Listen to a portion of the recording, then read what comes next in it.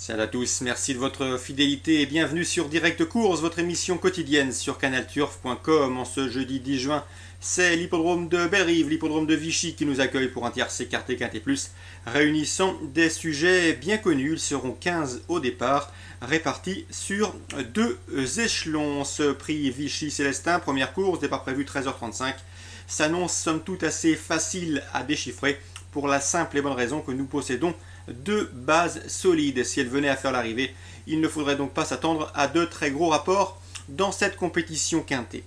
Bien évidemment, le favori de l'épreuve, et c'est logique, sera le numéro 10, Roi Vert. C'est le seul 5 ans au départ de cette compétition. Il est présenté et drivé par Jean-Michel Bazir, le sulky d'or. Il est bien engagé au premier échelon et surtout, c'est un sujet qui a été ménagé. Il ne compte que 21 courses au compteur pour déjà 10 succès.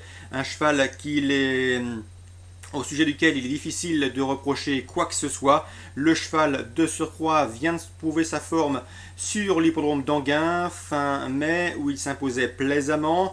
Un cheval qui a déjà gagné également camp à droite par le passé sur l'hippodrome de Vire. Bref, difficile de lui reprocher quoi que ce soit. En théorie, il devrait pouvoir mener sa tâche à bien, en tout cas au premier poteau. Il s'annonce comme le favori incontournable de cette épreuve. Il devrait partir à une cote avoisinant les 2 contre 1. Son principal opposant au betting, mais également sur la piste, sera probablement le numéro 14, Punchy.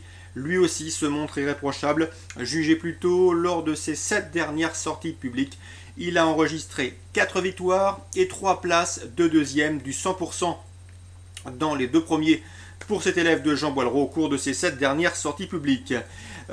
Autre avantage pour lui, eh bien, il sera déféré des 4 pieds, ce qui n'a pas été fait depuis longtemps avec lui.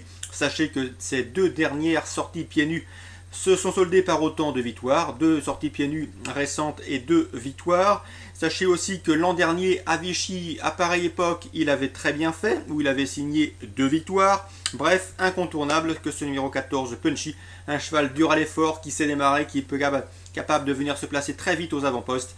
À mon avis, nous devrions assister au un beau match entre le 10 Roi Vert et le 14 Punchy.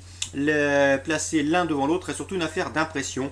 Le 10 et le 14, sauf incident, et ils devraient pouvoir former le jumelé gagnant. Le plus dur reste de trouver les candidats aux places.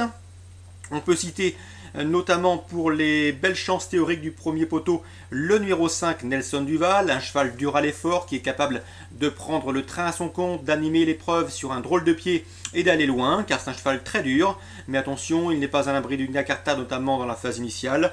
Le numéro 7, Au rêve du renard, Jérôme Huguet, a fait de ce quintet un objectif. Le cheval était bien préparé pour cette épreuve, il a des références et des titres en pareille société, c'est une belle chance pour le quintet.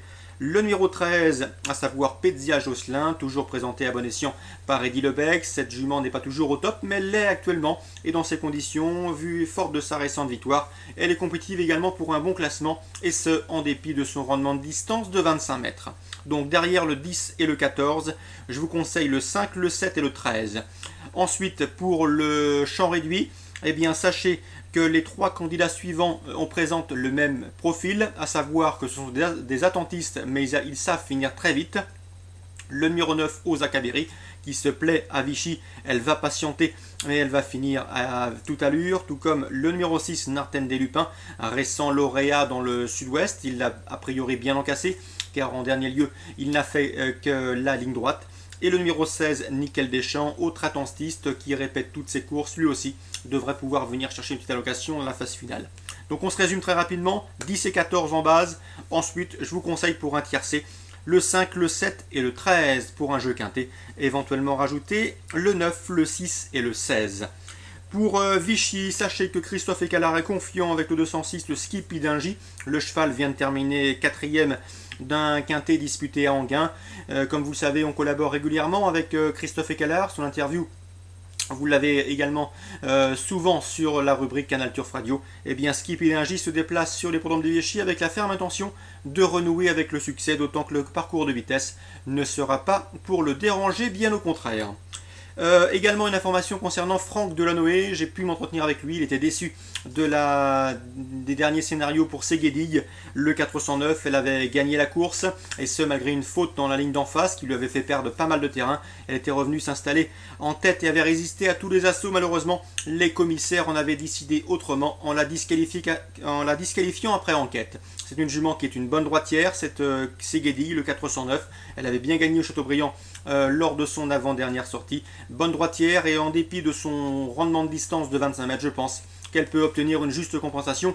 Elle est en net retard de gain, c'est le 409 Seguedig.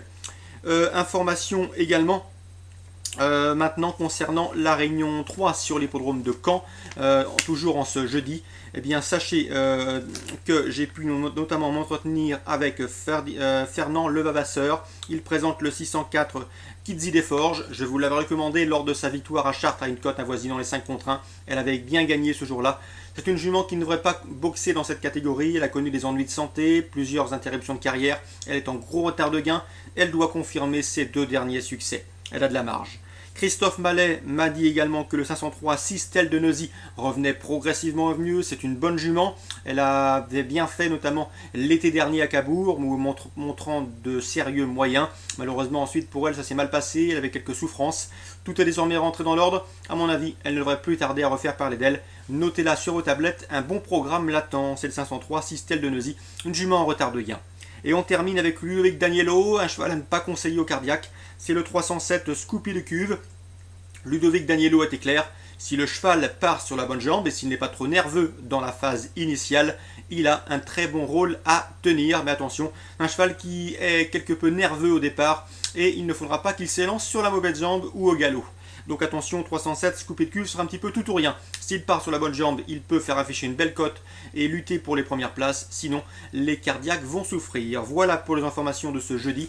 J'espère que nous vous avez pris bonne note et qu'elles vous seront fructueuses comme d'habitude. En tout cas, je vous souhaite de très bons jeux à tous, une bonne journée et on se donne rendez-vous demain pour une nouvelle émission.